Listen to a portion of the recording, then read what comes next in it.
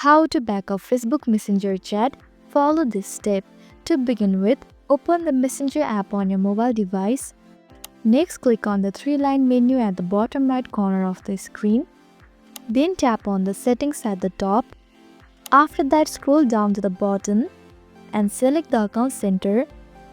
Furthermore, choose your information and permission. Now tap on download your information to start the process. From here, click on download or transfer information. Afterward, choose specific type of information. Now here's the important part. Make sure to only select the box next to messages. Then hit next.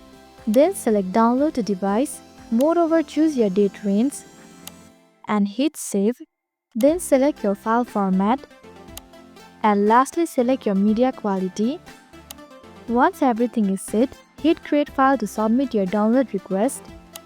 Finally, after the file has been created, hit download and your Messenger chat will be backed up. And there you go.